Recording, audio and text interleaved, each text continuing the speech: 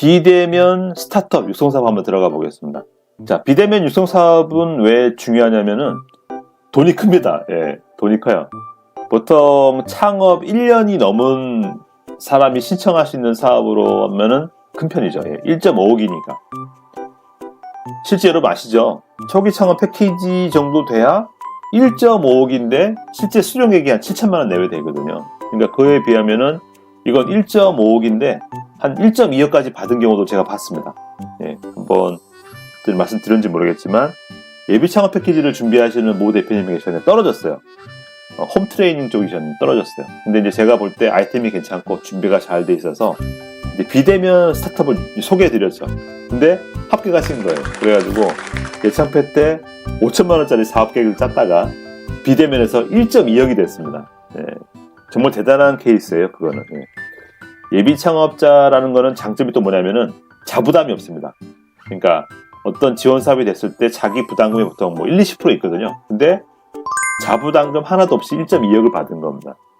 예, 제가 알기로는 그동안 거의 최고 실적이에요. 그래서 아마 돈 쓰기 힘들었다 그런 얘기 들은 적도 있었는데요.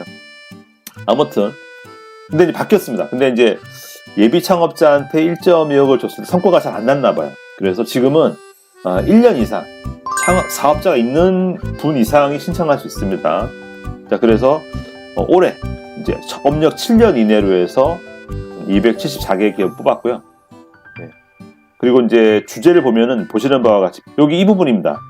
8대 분야인데 에듀테크, 스마트 농업, 물류, 스마트 시티, ICT 융합 미디어, 액티비티, 가상현실, AI, 빅데이터 보안, 딥테크. 뭐 딥테크는 다른 말로 뭐 하이테크 그렇게 이해하시면 되겠어요. 그래서 각각에 대해서 이렇게 30개씩 선발을 했었습니다. 만약에 여기에 해당된다. 그런 분들은 또 돈이 좀 많이 필요하다 이런 분들은 여기 한번 도전해 볼 만하시죠. 그리고 마찬가지로 초기 창업 패키지 이상이죠. 준비하셨던 분들은 뭐 여기도 한번 넣어보고 또 마침 비대면이면 여기도 한번 넣어볼 만하신 거죠. 그래서 하나밖에 안 되지만 그러면 더 좋은 거 선택하시면 되니까. 그래서 아무튼 뭐 스마트폰 앱을 개발한다든지 뭐 원격 교육 뭐 그런 쪽에 대한 사업이나 서비스 하시는 분들께는 한번 권할만 합니다. 자, 중요한 게 그거죠. 사실은 이제 평가 기준입니다. 평가 기준을 알면 어떻겠습니까? 그 기준에 맞게 내가 준비를 잘 할 수 있는 거잖아요. 저는 사실은 이런 부분을 이제 상당히 좋아합니다. 왜? 준비하시는 분들께 상당히 도움이 되거든요. 근데 아쉽게도 안타깝게도 올해부터 이 기준들이 오픈이 많이 안 되고 있습니다. 점수가 안 나오고 있습니다. 그래서 좀 안타깝긴 한데 참고 한번 하시기 바랍니다. 일단 문제인식, 실현 가능성, 그리고 성장 전략, 기업 구성 요 네 가지가 기본이죠. 요건 여러분 다 아셔야 됩니다. 그죠? PSST라고 보통 하는데 창업진흥원에 나오는 이제 모든 지원 사업의 신청서는 요 네 가지로 구성되어 있죠. 이거 너무 좋은 겁니다. 왜? 하나만 잘 돼 있으면 계속 조금씩 손봐가지고 다 신청할 수 있기 때문이죠. 자, 그런데 이 사업은 비대면이었기 때문에 보시는 바와 같이 항목 중에 비대면이라는 부분이 있습니다. 자, 요건 한번 작성해 보시면 알 거예요. 저는 작성해 봤죠, 당연히. 코칭을 위해서라도. 근데 이제 해보시면 아시겠지만 내용이 약간 비슷비슷해요. 그래서 처음 쓰시는 분들은 좀 쓰기 어려울 수도 있어요. 근데 간단하게 말하자면 비대면이라는 부분을 한 번 더 강조한다. 그렇게 이해하시면 될 것 같습니다. 이해되셨죠? 그래서 기존에 썼던 내용이 있는데 그 중에서 특히 비대면 부분을 뭐 한 번 더 강조한다. 이렇게 좀 이제 마음 먹고 보시면은 조금 이제 덜 당황되실 겁니다. 자, 그리고 배점이 작지 않죠? 20점인데 20점. 자, 보시는 바와 같이 서류와 발표가 구분됩니다. 보면은 100점 만점이에요. 근데 이제 서류가 보세요. 차이가 납니다. 서류하고 발표하고. 자, 서류 보면 어때요? 문제인식이 20점입니다. 그리고 실현 가능성이 30점. 제가 자주 얘기하죠. 실현 가능성이 중요합니다. 그래서 비중이 제일 높아요. 그리고 성장 전략이 20점. 그리고 기업 구성이 10점입니다. 그리고 비대면 분야 평가가 이제 20점인 거죠. 그럼 어떻습니까? 제일 중요한 게 뭐다? 실현 가능성이 제일 중요하다. 내가 이번에 지원금 받았을 때 어떻게 쓸 거다. 내가 무엇을 만들 것이고 어떻게 해서 잘 하겠다. 하여튼 그 돈을 잘 써서 내가 무엇을 만들겠다라는 부분을 구체적으로 보여주는 게 제일 중요하다라고 말씀드린 거고요. 자, 발표는 더 크죠. 발표에서는 35점입니다. 35점. 요거 그러니까 이런 식의 배점을 여러분이 한번 이해하시기 바래요. 제가 이 얘기를 왜 하냐면 다른 지원 사업 같은 경우에 아마 배점이 오픈이 안 될 거예요. 하지만 일단 여기서 좀 힌트 얻으시라는 거죠. 이해되시죠? 자, 그 다음 중요한 게 뭐죠? 여기 보시는 바와 같이 성장 전략입니다. 왜?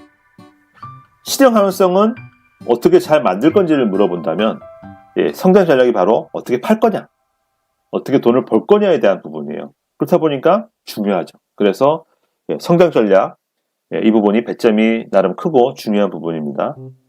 자, 그리고 그 다음에 중요한 게 이제 문제인식이죠. 사실은 이제 문제인식이란 거는 내가 이것을 왜 했는지 어떤 뭐 내적, 외적 동기를 말하는 거잖아요. 그러니까 이거는 사실은 뭐 아주 중요하다기보다는 내가 이 사업을 왜 했는지 설명하는 거라서 나머지에 비해서는 좀 배점이 작은 편입니다. 자, 하지만 이 배점이 뭐 점수가 낮다고 뭐 대충 쓰면 될 건 아니고요. 우리 예를 들면 대표님 말씀하신 이 문제가 공감이 된다. 이런 문제가 있었구나. 이런 느낌을 주는 거 중요하죠. 그래서 그렇게 하는 건 중요하다. 이제 제일 낮은 게 이거죠. 혹시 이건 여러분 공감하세요? 왜 이렇게 팀 낮지? 근데 이제 다른 거에 비하면 낮다는 거죠. 자, 하지만 예비 창업 패키지는 특히 뭐가 중요하다고 그랬습니까? 대표자님의 전문성, 경력이 중요하다고 제가 얘기했잖아요. 제가 몇 번 강조합니다. 사실은 볼 게 뭐 있겠어요. 그죠? 그러니까 초기나 창업 대학 패키지만 하더라도 업력이 3년, 7년이잖아요. 볼 게 많아요. 그래서 그동안 뭘 했지? 사실은 이거 하나만 보더라도 여기를 지원해야 되겠다 말아야 되겠다 대충 사실은 감이 옵니다. 근데 예비 창업 패키지는 어때요? 그런 게 없잖아요. 그럼 뭘 보고 판단합니까? 대표님밖에 없죠.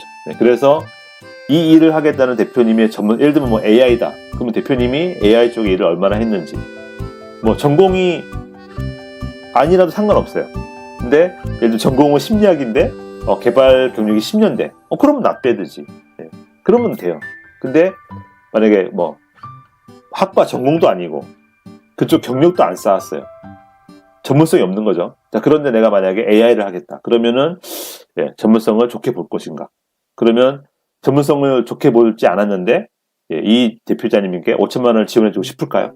이런 식으로 흘러가는 거죠. 자, 이 얘기를 제가 왜 했냐면 배점은 10점에 불과하지만 특히 예비 창업 패키지는 대표님의 전문성이 중요하다는 거 한 번 더 강조한 겁니다. 그리고 사실은 다 마찬가지예요. 그러니까 대표님의 전문성은 다 보긴 봅니다. 이해하셨죠? 그래서 모든 지원 사업에서 하다못해 투자 유치, 뭐 M&A 다 마찬가지입니다. 대표님은 보는 건 다 봅니다. 그래서 행여라도 배점이 낮다고 해서 이거를 뭐 대충 쓰면 안 된다. 뭐 그런 의미입니다. 자, 세 번째 작성 팁 앤 노하우 말씀드려볼게요. 일단 비대면 스타트업에 대해서 혹시 모르시는 분이 계실까봐 알려드리는데 원래 없었어요. 원래 없던 지원 사업이었는데 코로나 때 시작되었습니다.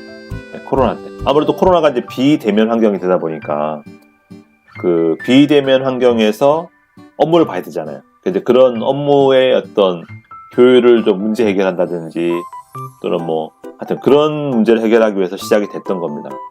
자, 그렇다 보니까 이 특징을 여러분이 잊으면 안 돼요. 그래서 여러분이 하려는 아이템이 비대면 환경에 부합한다. 예를 들어서 온라인 교육을 할게요. 뭐 한편 이건 너무 진부한 아이템이지만 그렇지. 학원을 못 가니까 예를 들어서 피아노를 배우게 하겠다.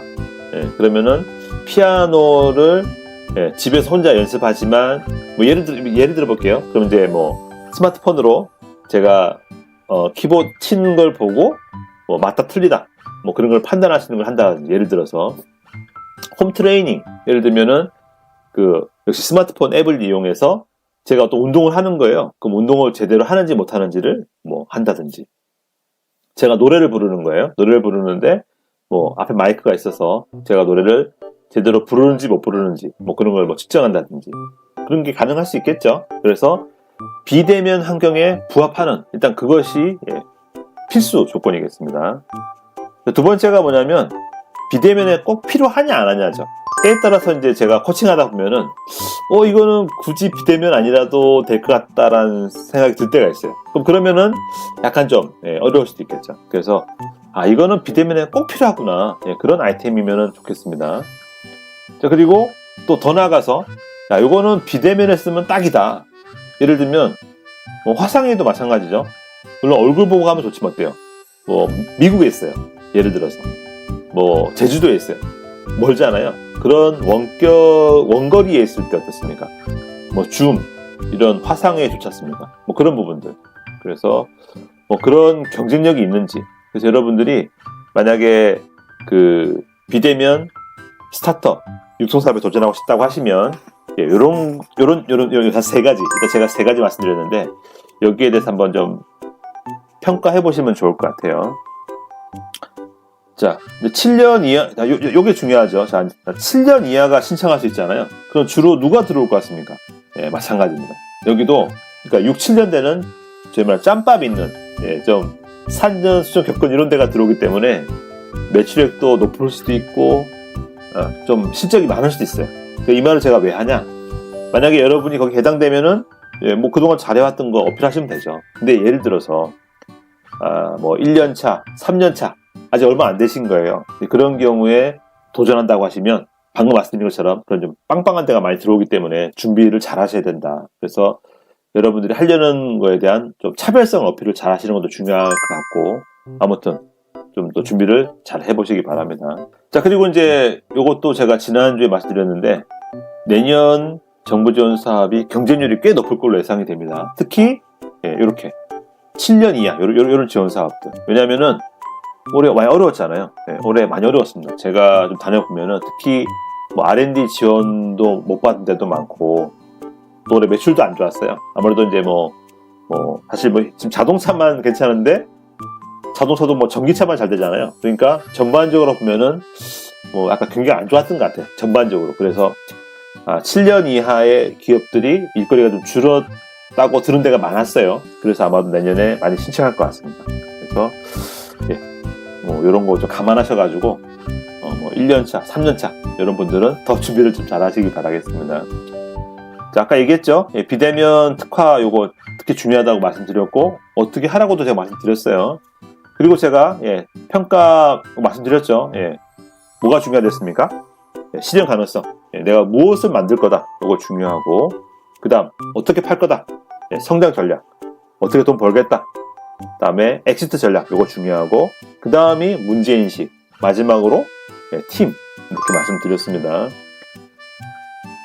일단 그 배점을 가지고 여러분이 그 비중을 정하시면 될 것 같고요. 또 하나 그 배점을 가지고 페이지 분량 정하시면 됩니다. 참고로 제가 지난주에 말씀드렸죠. 이제 올해 바뀐 게 15페이지 이내라고 바뀌었어요. 그렇기 때문에 15페이지 이하로 아까 말한 걸 다 써야 됩니다. 그럼 어떻게 하면 될까요? 그 점수 비중에 맞게 페이지 분량을 정할 수도 있겠죠.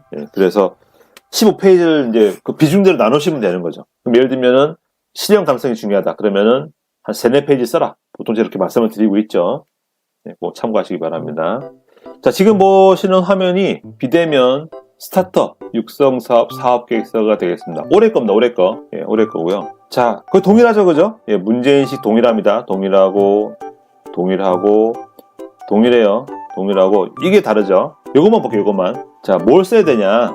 해당 비대면 시장에서의 유망성. 결국은 우리 제품이 우리가 만든 화상회의 툴이 우리가 만든 아까 말한 무인 탁구 이런 것이 왜 유망한지 그걸 이제 어필하는 거고, 그 다음에 사업 계획이 우수하다. 자, 사업 계획이 우수하다는 건 뭡니까? 현실적이 있다. 현실적이라든지 어떤 일정이라든지 예산 계획이 적절하다. 이런 식의 의미죠. 그래서 그렇게 이해하시면 되겠고, 효과성은 이제 기대 효과라고 생각하시면 되겠죠. 그래서 예를 들어볼게요. 아까 우리 무인 탁구 괜찮은 것 같아요. 근데 무인 탁구점만 했을 때 기대 효과가 어떻다 이런 얘기를 하시면 되겠죠. 그래서 보시면은 그 비대면으로 하려는 기술, 제품 서비스, 사업 방식, 유망성 요 하나하나를 하나하나씩 꺼내가지고 쓰면 됩니다. 쓰시면 되고 하시면 되겠고요. 그래서 요거 빼고는 동일하다 그렇게 말씀을 드리겠습니다. 동일하고, 그리고 이 부분도 한편 아마 여러분 써보시면 알 거예요. 반복이 됩니다. 위에 거랑 반복되는데 당황하지 마시고 비대면에 대해서 한 번 더 강조한다. 대신에 여기 나온 얘기들에 맞게 언급을 해줘라. 그렇게 가이드 드리겠습니다. 네, 그러면은 비대면도 이렇게 마칠게요. 혹시 비대면 스타트업에 대해서 궁금하신 분 계시면 질문 남겨주십시오. 그럼 답변 드릴게요.